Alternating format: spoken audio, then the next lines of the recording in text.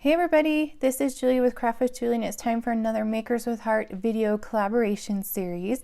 This month we are all focusing on the Make It From Your Heart Volume 6. This is Close to My Heart's most brand new idea book. It just came out, I believe in September, and it is full of some really great ideas. I love Close to My Heart's idea books, how they're fit in a binder. They have the blueprints right here. They also tell you how many photos fit, so you can quickly just scan through here to see if a pattern works for you. So there's 1-page, 2-page scrapbook layouts, also cards and slimline cards in this one. So we're all picking a pattern. We haven't talked to each other about which one we're doing, but last time we did this, we all picked the same one, so we will see. Make sure and check out Katie's video. Hers was yesterday, and tomorrow is Dawn. And this month is super exciting. We have a guest maker. Mel's Stampin' Gallery is joining us this month and creating along with us, so that's super exciting. So make sure you click that subscribe button so you don't miss out on any of our videos, and I will put a playlist at the end of this video so you can follow along easily. But the pattern I chose to use is this one right here. It's pattern 1, and I really loved the different squares, and it features one photo, and I just happen to have this one right here. This photo of my son. Sorry if there's a glare. It was a couple years ago, and we went to a pumpkin patch, and he just loved this tractor, and it was just so cute. And I do have other photos that go along with this, but I wanted to feature this one on the page. And I'm also going to pull in one of Close My Heart's brand new paper collections from the November-December idea book. It is our Mix-In collection, and I just really loved the natural tones to this. And then also I'm bringing in like a little black, and I think I'm gonna go with more of a fall theme, so let's get started. For the base of my page, I'm using the wood grain pattern, and then I'm taking the linen pattern. One side has kind of a gray tone. This side I'm using has more of a brown tone to it, and I'm cutting it down to 10 by 10. Now the wood grain paper for my base, I did gut out the center because I didn't want to waste the whole page, and so I can use that little piece in the center for another project. If you're not sure how to gut your paper, I did post a video on my YouTube channel, and you can check that out. It's super easy, just using your cutter, and you don't waste as much paper. So I've attached those two patterns, and then I cut 3 by 3 squares out of the other patterns in the Mix-In collection, and I'm just laying them out, trying to decide which pattern and in what order to put them. And I'm really just using the color combination that was suggested with the Mix-In collection. I love how Close My Heart has the suggested colors right on the zip strip of the paper, so I don't even have to guess. I know exactly what colors to use, and I think I like that pattern, so I'll go ahead and attach those down. I decided to map my photo on white and then a little hint of black right behind it, just because some of those patterns have a little bit darker stripe on it, even though it's gray. And then also in the photo there's some black, and so I just really wanted that photo to stand out, so that's why I chose the black. I looked through my stash and I found the Simple Leaves thin cut, and it's just so cute. It has those big leaves, and then you can add the veins in a different color.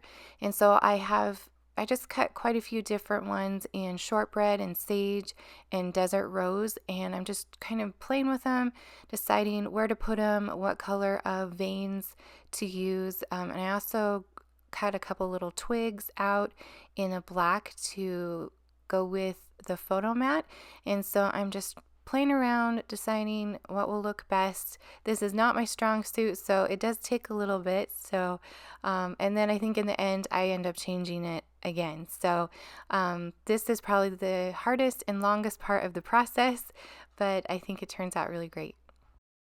So I'm just finishing up attaching the veins to my leaves with some liquid glue, and then I decided they needed a little bit more just to make them pop, and so I am taking the coordinating ink, so Toffee, Sage, and Desert Rose, and just my blending tool, and I'm going to add some ink directly to the edges of those leaves.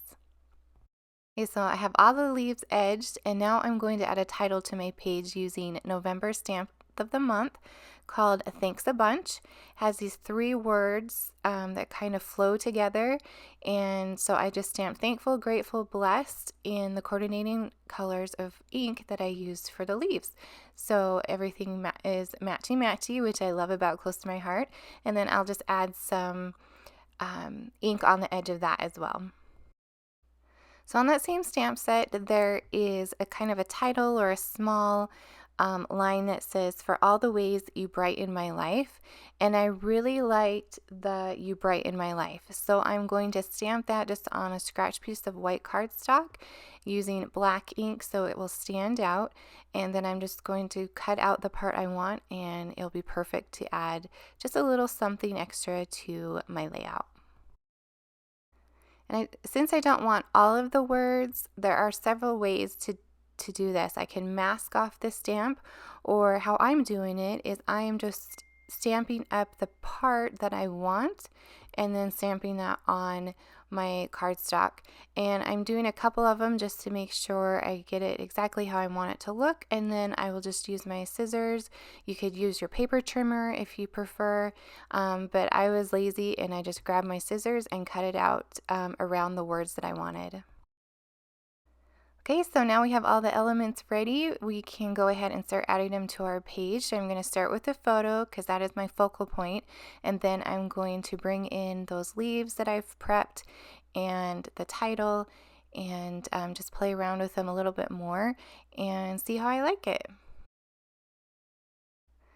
So after a lot of messing around, I think I finally have the leaves where I like them.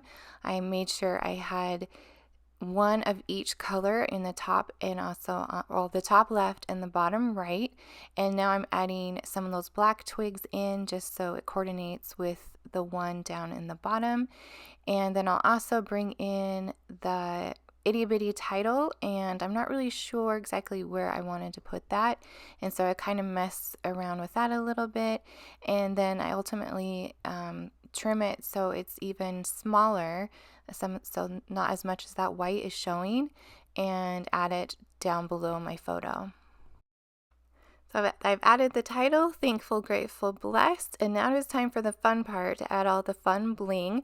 So I pulled out my box of dots. If you've been around a little while, you know exactly what I'm talking about. I just have a container on my desk that I add all the extra dots I have from different projects, and then it's just easy to pull those when I need just a little bling. So the ones I'm putting on right now are actually from the Freshly Baked collection, and I believe they're still available, and they are great. They have all different kinds of colors on there, and I'm pulling those more sage green glittery ones, and also the little French vanilla hearts.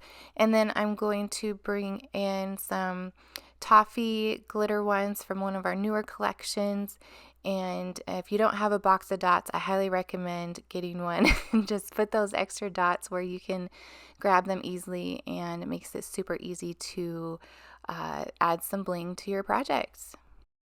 Alright, I believe my page is done. I messed around a little bit longer to see if there's different colors I want, but ultimately this page is finished. If you enjoyed this video, I would love a thumbs up, maybe leave me a comment, and make sure you subscribe so you don't miss out on future videos. And click on that playlist at the end of the video and check out what the other ladies created in the Makers with Heart collaboration. Thank you so much for watching today, and I will see you soon.